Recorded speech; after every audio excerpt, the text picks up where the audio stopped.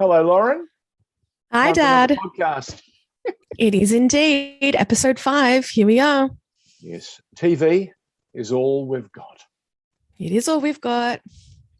and We've it's made the all most of it this week. we have. We've made very much the most of it because what a week it's been, especially in Victoria. We've had Mm. tempests, we've had earthquakes, we've had violent demonstrations. You would almost think it was an episode of, dare I say it, Game of Thrones. Yeah. Epic proportions. I know Yes. it's been epic. It has been an epic Yeah. week. I Anyway, know. you're vaccinated, It's a are you very not? strange time to be alive. It is, yes. We have come through amazing times. Yeah, Uh, we have. there's still so much to learn, so much to do, so much to see, so much to find out about one another, Hmm. and that's We what we've definitely been did doing. that this week, I think. Yeah, yeah, absolutely. And I think that has been the catalyst for this podcast. Mm. TV is all we've got. Hmm. Um, you and I have been long-time buffs of cinema, theatre, and TV, Yep. and today, with so much programming, covers just about everything. Um, Yeah. TV is spot on, especially during lockdowns, and haven't we had a few of those? Oh, yeah. How Still things having them. how are things in New South Wales? I mean, I know we still had over 1,000 cases today, which isn't ideal, but they are dropping, which I guess is a bonus. But yeah, still in lockdown, still unable to go further than 5 kilometers, still wearing a mask outside. It. I mean, I guess it's as it should be. We Yeah. should all be in lockdown, getting vaccinated, and taking care of ourselves Only problem and is everyone that people. we know and love. Yeah. The only problem with that, Lauren, is that people, especially in Victoria, are jaded. They're tired. Mm. They're confused. They've been allowed to fester. Um, Yeah. and when you keep people under a bushel or under a mushroom, under a rock, and you just Mm. give them just the right sort of atmosphere, um, anything can happen, and it has. Yeah. Mm. I had a responsibility during the week to do You did. something, and that was to follow up on a request by you to Yes. see a movie called Frozen. It's been around for a Hmm. while.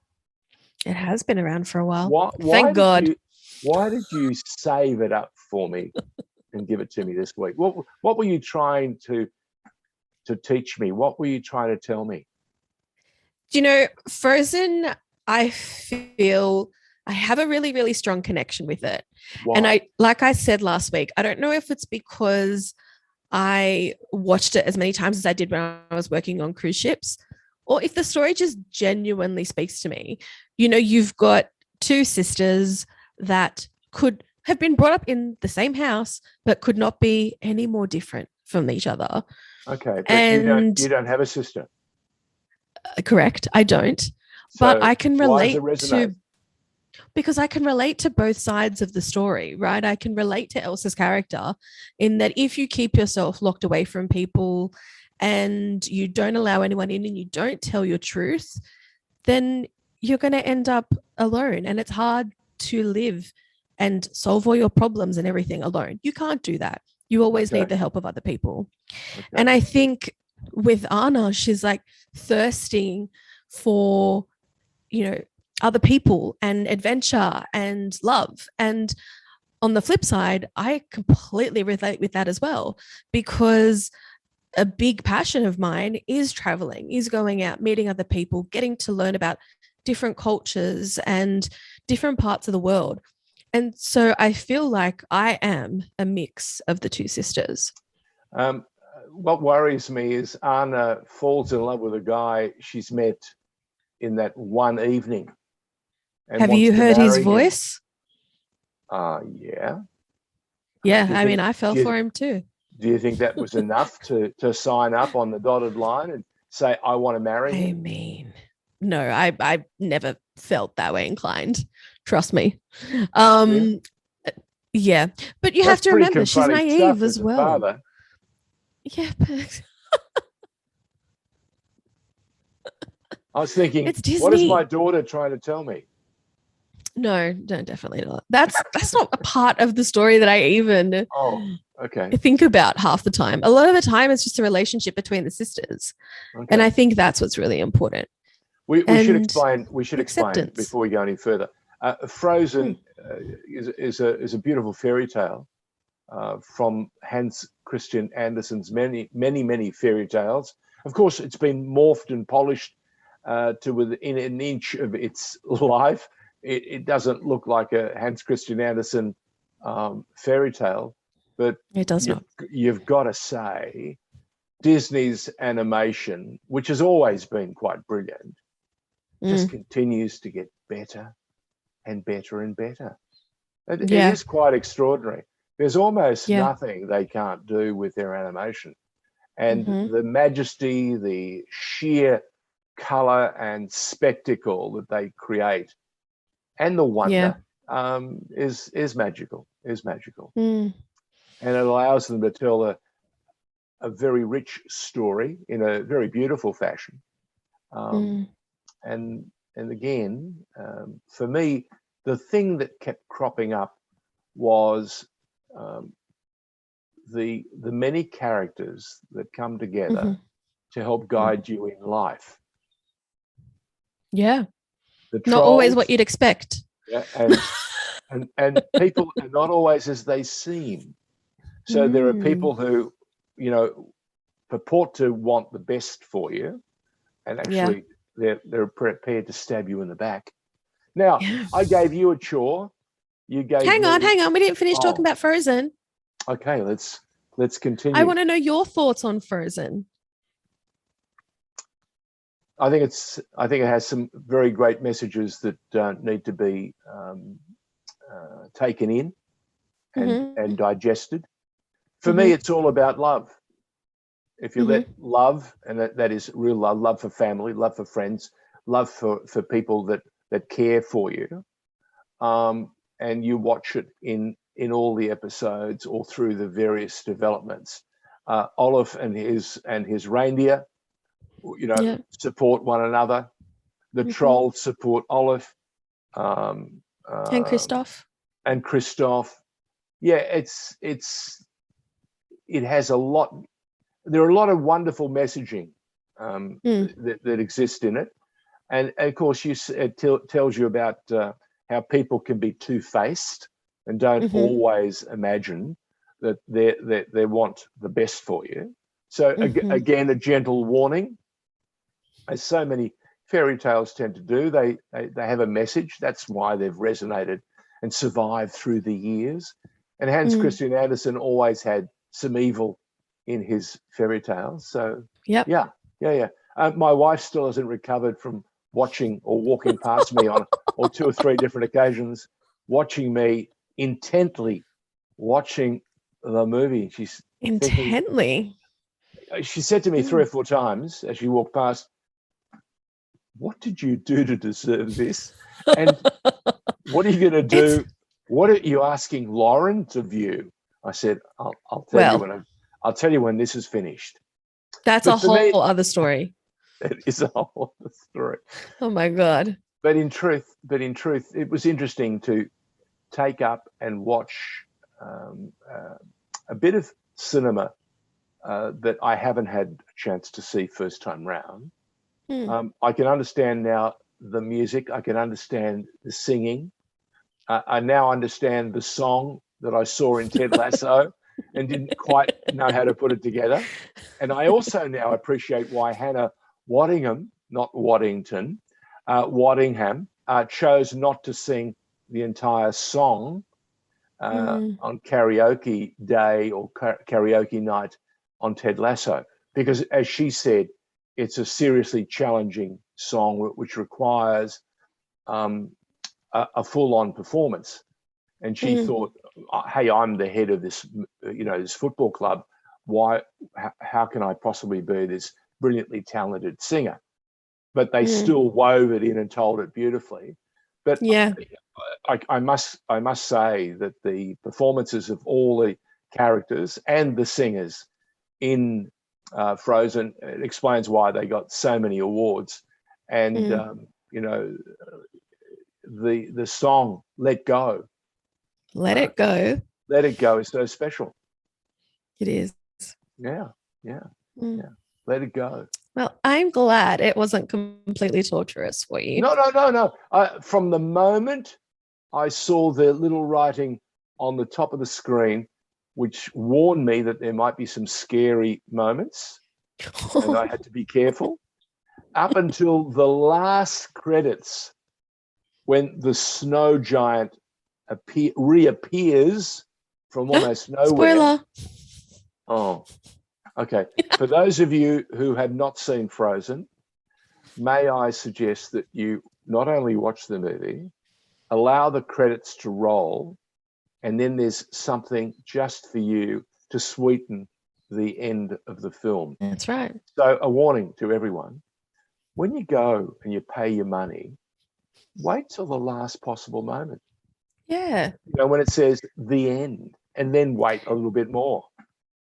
And just generally, watch the credits, because the people that work on these films deserve that recognition.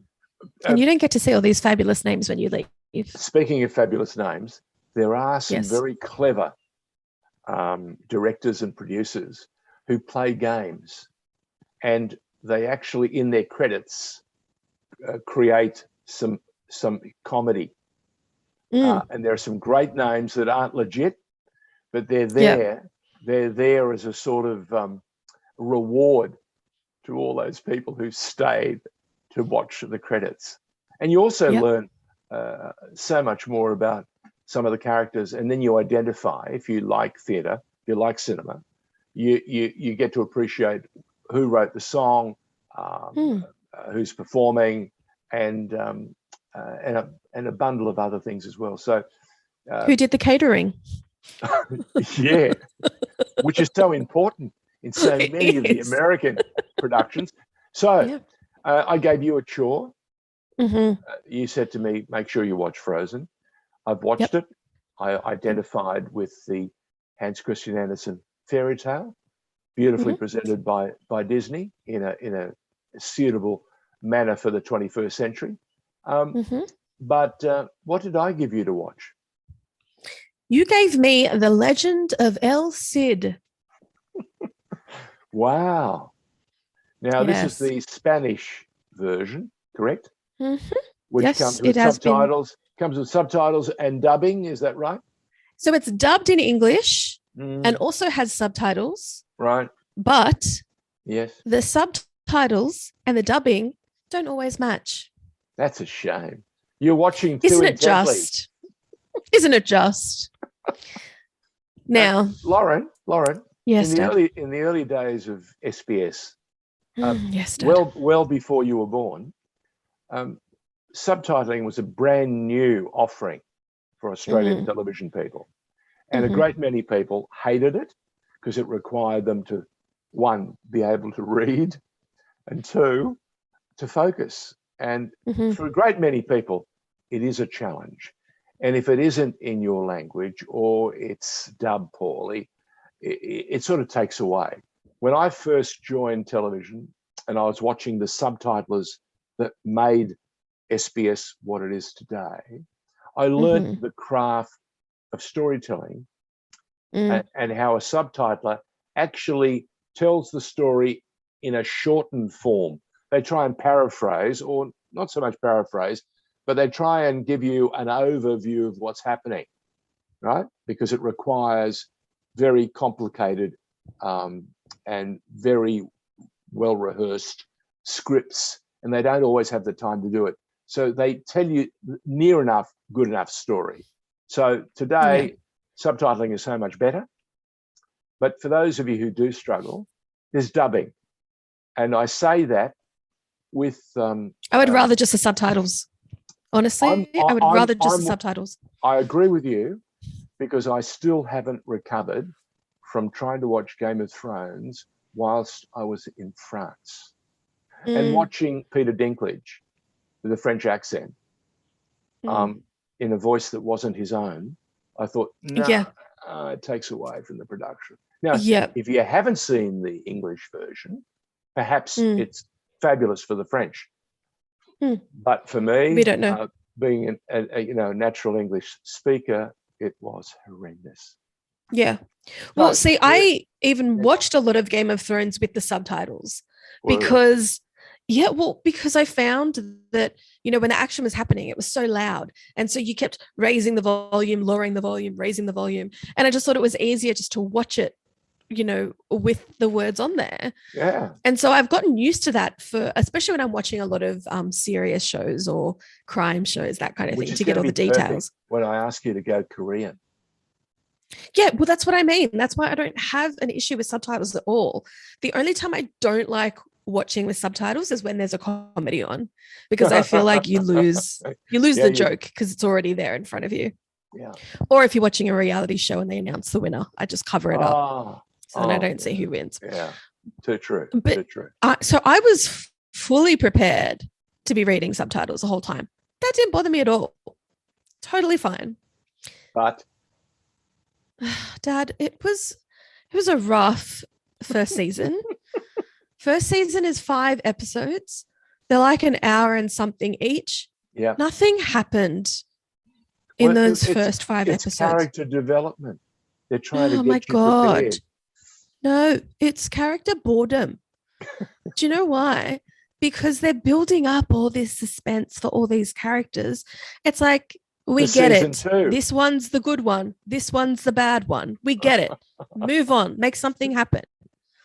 And then season 2, which is also 5 episodes, every single episode something happened. It was like, oh my God, no wonder why I suffered through season 1 to get to this point. So did you enjoy El Cid? I mean, not really. No, I'm sorry. It was made in 2020. It looks like it was made in 1990. I'm sorry, but the costumes were good. They were okay. The scenery, some of it was fine. Some of it was like, so what is it? The stage to be a little bit richer. Is it the acting that do you know what I related it to? No. A medieval soap opera. Well, that's what it is. It's a bit like the Borgias. But it's like a telenovela. Like it was just, long stairs off into the abyss. Like, oh, how will I kill the king? Like, you're going to do it. Let's fucking do it. Hurry up. But in 12 or 1310, whatever it was, things are a bit different. No, they weren't. Everybody wanted the crown and everybody was going to kill to get it. That has not changed. No. Everybody wants that land. Everybody, do you know what I mean? Like, yeah. Nah. Yeah. So we've seen each other's. Why did you want me to watch El Cid? What is it about that you love? I thought if it wanted to torment me, if you wanted to challenge me, I should challenge you and take you out of your comfort zone, because we were talking about things that you draw on when you reach for your TV dial or your selector, my remote control. Your remote control. These days, it's not so much a remote control; it's an app. You just turn it on, open it up, and select what you want. And I wanted to break your comfort zone. I wanted to take you out of your comfort zone. I wanted to challenge you, to let you look at another culture and the way it thinks, the way it behaves, the way it looks at film, and the way it directs a story. And for me, that's how we should. And when you go to theatre, it's the same thing. We tend to go and see the things that are trending, the things that are really hip, or the things that are very, very fashionable. But but if you really want to be, and this is, I think it goes back to the early days of SBS. We offered Australian television something they'd never seen before, something they never imagined they were going to see, and we challenged them. It was very, very difficult doing the SBS World News when I did. And the program that led into the news every night was an Argentinian novella called Rosa de Lejos. And there were so many people who accused us of being propagandists. And I can remember asking someone, why would they think that? Is because why else would you show us Argentinian propaganda before going into the news every night? Right. And this is in the early 80s when there was this Falklands conflict between Britain and Argentina, which led to both of them going to war. Showed me yet again that depending on where you sit, depending on where you stand, you see the world in a very different light. And what I wanted to do was challenge you and take you outside your comfort zone, all in readiness for where we go next when I take you to see some Korean TV shows. Can I just say, there was a very interesting scene in The Legend of El Cid that I chuckled at. I kind of thought, that's clever. And it was probably in season 2, let's be honest. The only time when there was action going on. Actually, it might have been season 1. I can't really remember. Okay. But it was when they had the one Jewish guy, and they had all the Muslims, and they had the Catholics. And it was time for the Muslims to pray.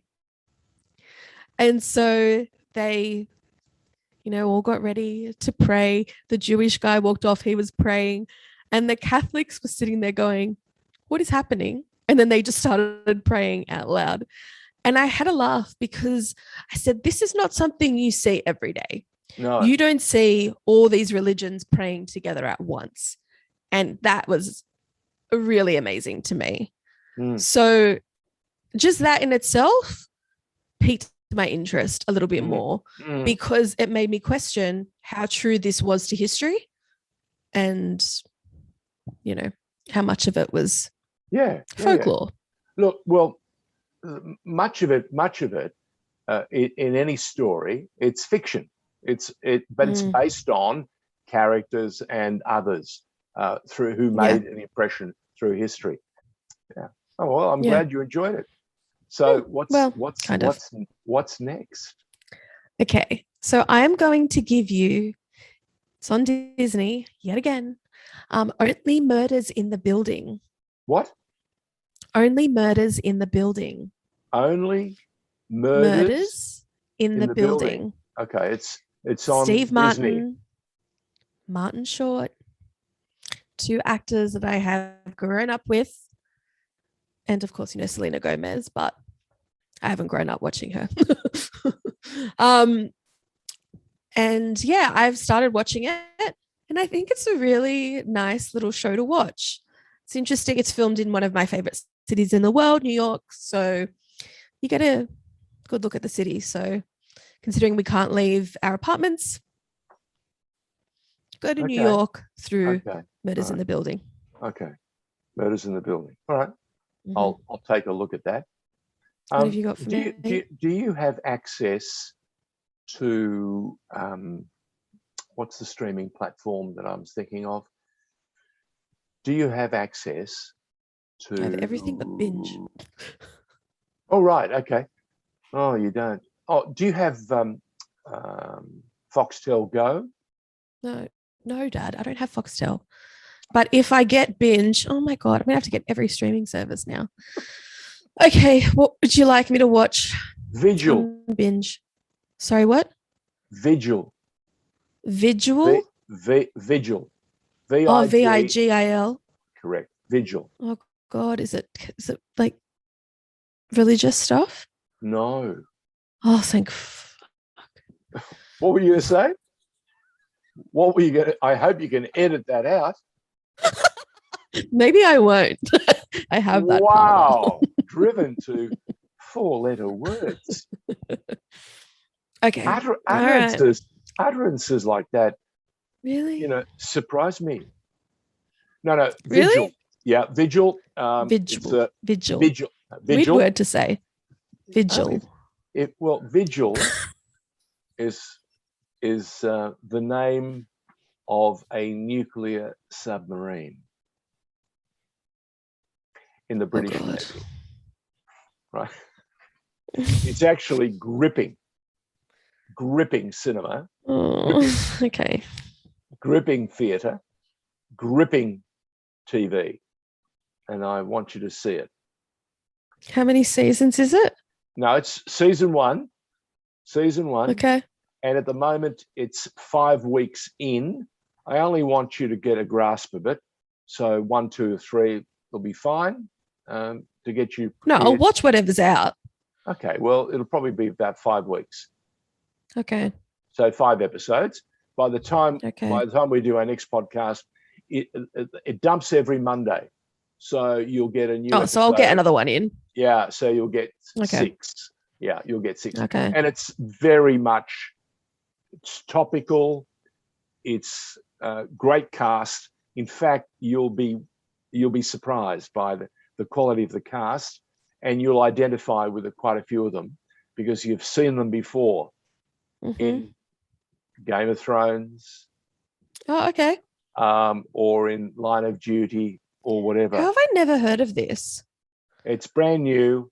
It's from British cinema, and it's very, very much on point. It's happening as we speak. Yeah. So Vigil is the TV series I want you to watch, and it's available currently on Binge, or if you're a Foxtel customer, on Foxtel Go. I'm going to have to start cancelling some subscriptions. It's getting very expensive. It can be. But you see, by not having Foxtel, you're not paying the full costs that some of us have been paying for quite some time. I think I just about held up Foxtel over the last 10, 15 years by paying. I think the Danikians in general have held up Foxtel. Yeah, I think so. Have you seen Succession? Di has, and she rates it very highly. I haven't seen it yet. I'm getting ready to see Goliath. Okay. So that might be another one for a future podcast. Can't wait. Have you seen Succession? Yes. And how do you rate it? It's great. Is it really? It is great. Okay. Is it close to being the story of the Murdochs? Probably. I don't know enough about them, to be honest, but I'm hoping it is, because this is great. Okay. All right. It's great. Something to ponder. Yeah. Well, that might be one that I suggest for you. Okay. Very good. Congratulations on El Cid surviving. Thank you. It was something. And getting to season 2. I'm very glad that it's over. Just as our podcast has come to an end. So your timing is almost perfect. It is. It's as if I knew. Till next week then. Yes. Ta-ta, Papa. Daughter, great to catch up with you again, especially during COVID via Zoom. Yep. I look forward to it every week, Dad. Same here. I actually enjoy our Tuesday nights, which is our warm-up night, when we get to shoot the breeze and fess up about some of the things that are getting ready to be in our story come Thursday. But Tuesday for me, which is our sort of dry rehearsal, I'm actually making that one of my favorite days of the week. Could you believe we actually tried to rehearse this? Yeah, but it never works. Look, I said to you before, one of the great arts. Yeah, one of the great arts about doing any show, you can prepare yourself, you can write a script, you can do all the trappings. Sometimes it'll resonate and work beautifully, and sometimes it'll be just a really difficult thing to put together or to pull together. But I have enormous faith in you to edit the Schweppes out of it and allow us to look almost intelligent. Seamless. Wow, that's very good. I love your jingle, and Thank long you. may it play. I'm glad. I'm glad everyone can hear it now. It took a while. Well, Jesus. it had a few gremlins that were knocking it around. It's a brave new world out there, Lauren. It is. And it's only getting braver. And we're watching it one television program at a time. Comfortably from our couch. Correct. Couch surfing has never been more exciting. Yep. Till next week. Bye-bye. Bye, darling. Bye.